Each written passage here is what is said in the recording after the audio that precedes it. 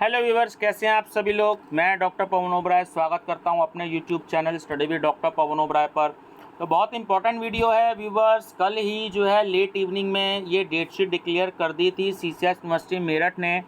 NEP में जो students study कर रहे हैं BA, BCom, BSc first, third और फिफ्थ सेमेस्टर की 17 नवंबर 2023 से जो है स्टूडेंट्स आपके ये एग्ज़ाम्स हैं और बहुत जल्दी आपको लगेगा, क्योंकि अभी तो कॉलेजों में 15 सितंबर से स्टडीज़ लगभग शुरू हुई है और एडमिशन चल भी रहे हैं। बीच बीच में यूनिवर्सिटी जो है वो एडमिशन ओपन भी कर रही है। तो बहुत सारे बच्चे भी ऐसे हैं जिन्होंने एडमिशन नहीं लिया है।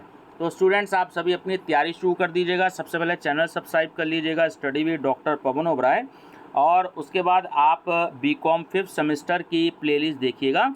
मैं ये वीडियो उसी में जो है आपकी ऐड कर दूंगा, आपको काफ़ी हेल्प मिलेगी। आपकी शिफ्ट है बीकॉम वाले बच्चों की 2 से 5 बजे तक की, ध्यान रखिएगा।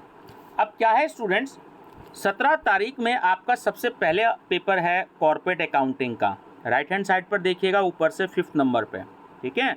तो आपका कॉर्पोरेट अकाउंटिंग का पेपर है 17 तारीख में, 17 नवंबर में, ध्यान रखिएगा। उसके बाद 20 नवंबर में आपका जीएसटी का पेपर है, ये भी देखिए दे रखा है। केवल फिफ्थ सेमेस्टर के स्टूडेंट्स हम बात करेंगे, बाकी फर्स्ट थर्ड की मैं बना चुका हूँ। तो जीएसटी देखिए लास्ट से थर्ड नंबर पर आपको दे रखा है। 20 तारीख के बाद ऐसे बच्चे जिन्होंने बिजनेस फाइनेंस ले रखा है, तो आप जो है ये पेपर देंगे अपना 22 तारीख का, ठीक है। इसमें चॉइस है, मैं आपको बता देता हूँ। अगर आपको स्टूडेंट्स ना पता हो, देखिए अब आपको जो है 4 पेपर टोटल मेजर के पढ़ने हैं। तो इसमें आपका जो कॉर्पोरेट अकाउंटिंग और जीएसटी है ये तो कंपलसरी रखा है यूनिवर्सिटी ने। उसके बाद business finance, principles of insurance, और एक पेपर है आपका monetary theory and banking in India. तो ये तो 2 थ्योरी पेपर हैं आपके, monetary theory and banking in India और आपका principles and practice of insurance. तो ये आपके दोनों थ्योरी पेपर हैं। जो बिजनेस फाइनेंस है वो आपका न्यूमेरिकल पेपर है।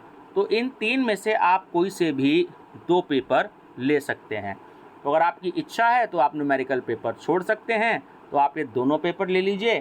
पेपर तीनों बढ़िया है, बिजनेस फाइनेंस भी, इंश्योरेंस वाला भी और monetary theory and banking in India भी, तीनों बढ़िया हैं।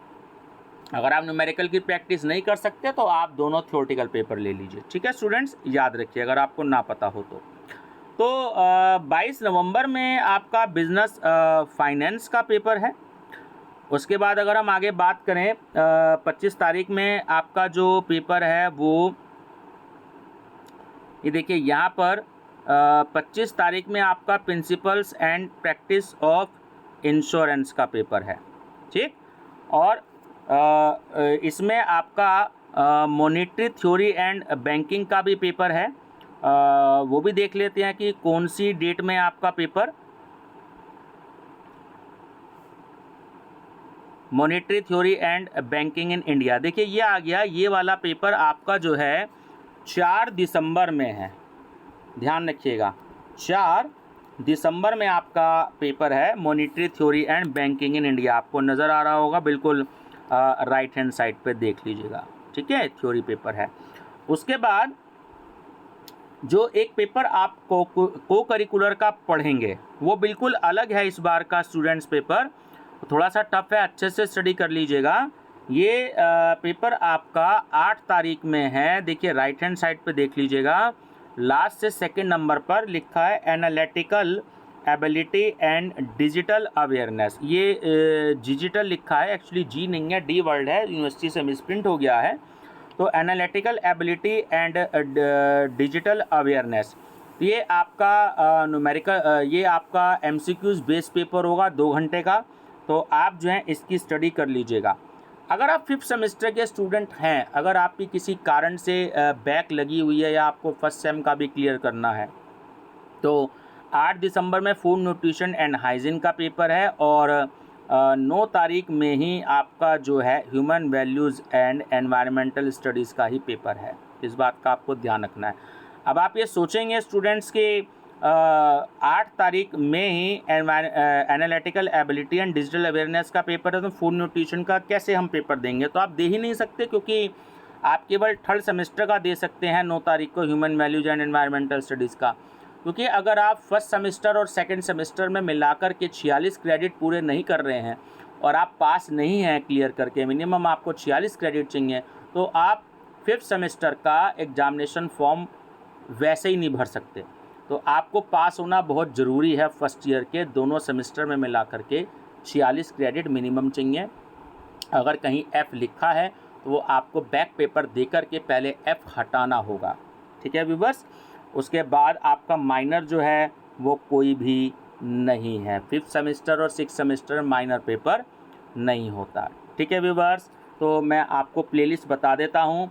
देखिए, फर्स्ट टाइम पेपर होंगे NEP के अकॉर्डिंग, तो मैंने लगभग 4 सेट जो हैं, 4 सेट मैं तैयार कर रहा हूँ। 4 set monetary, theory and banking in India के कर लिए हैं तैयार। बहुत जल्दी मैं उसको 1-2 दिन में अपलोड करूँगा।